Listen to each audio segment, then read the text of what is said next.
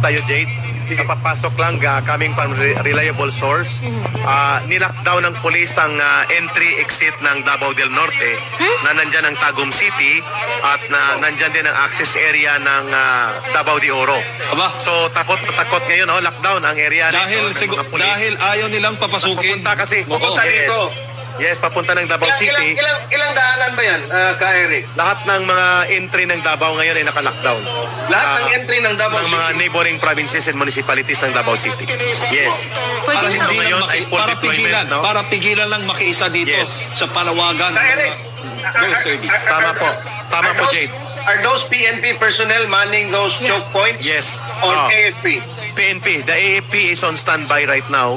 Ang nag-lockdown po ay ang mga pulis.